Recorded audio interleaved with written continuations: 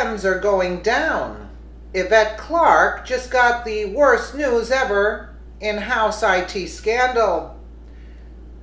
Brothers who were born in Pakistan and employed in our United States government as IT aides by congressional Democrats, including Debbie Wasserman Schultz, are under investigation by the FBI.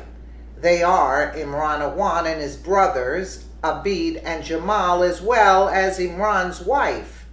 Wasserman Schultz seems to have been at least complicit in much of what the Awans allegedly got away with in our House of Congress. But there's more Congress people who allowed their apparent criminal acts to occur right under their noses. In 2016, one of the Awan brothers told New York Democratic Representative Yvette Clarke's office that $120,000 of office equipment was, well, just gone.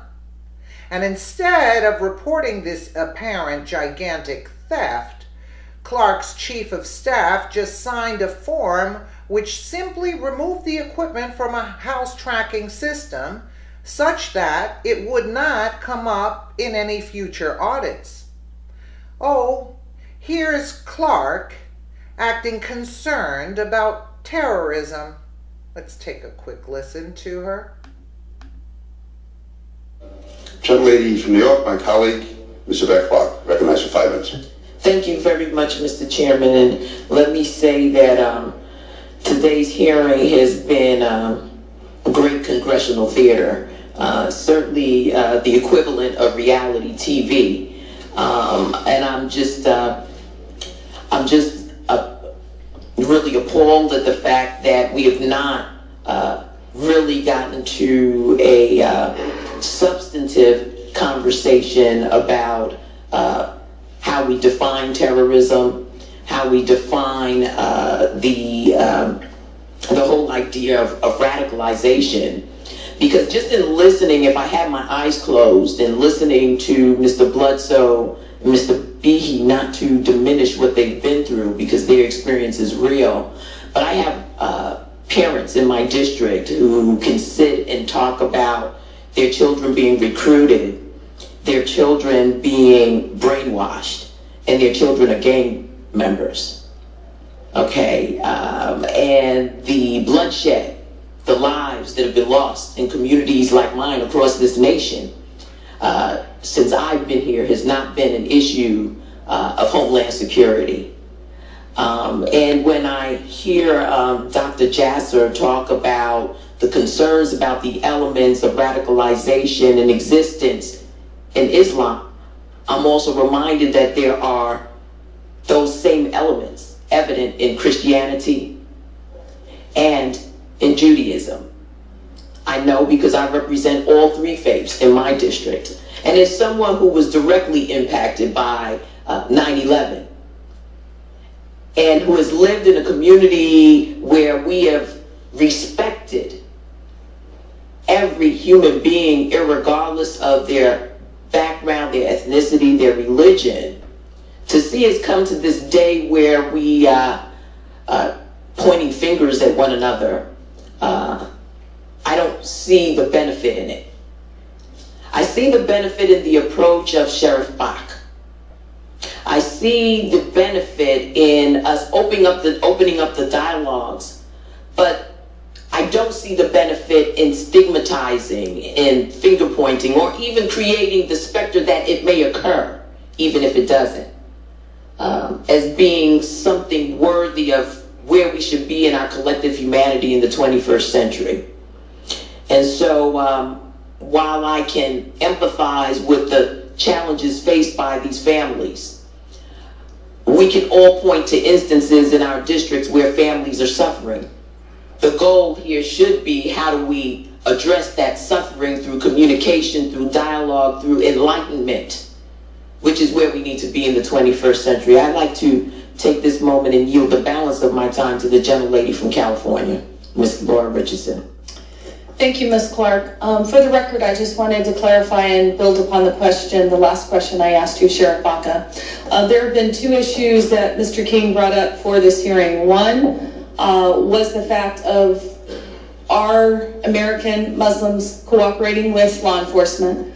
The second issue is the scope. And so investigators believe that the Awans were removing the equipment and selling it, and yet, despite equipment disappearing, they remained employed by dozens of members of Congress. In fact, since 2007, Clarke's IT was handled by Imran, his wife, and Abid. Clarke's office didn't think it was important to alert authorities of the disappearance of $120,000 worth of equipment until they were asked as part of the probe into these Pakistani-born brothers. Maybe because Congress members can be personally liable for missing equipment. So take one guess who ultimately paid the price for the loss. One clue, it's the taxpayer-funded office.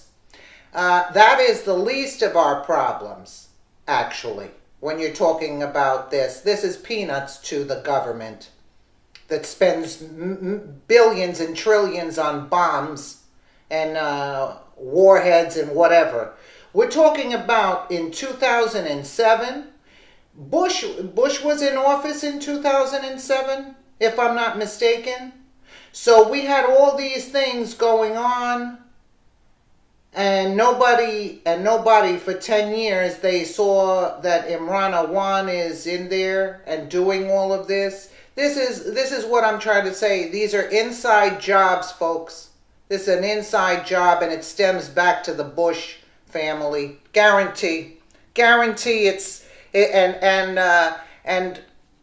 Obama was put into office through the Bush family. And this guy, he just didn't show up. It's very disturbing, and I think the whole thing we're focusing a lot on Obama, but guess who's behind Obama? The George Bush there, and the father too. So we got a big problem here, and I don't know exactly what it is, but this is not smelling correctly to me. That's all I have to say about this. Because this guy has been in for 10 years. Obama was in for 8. And Trump just got in. And this guy is 10 years in.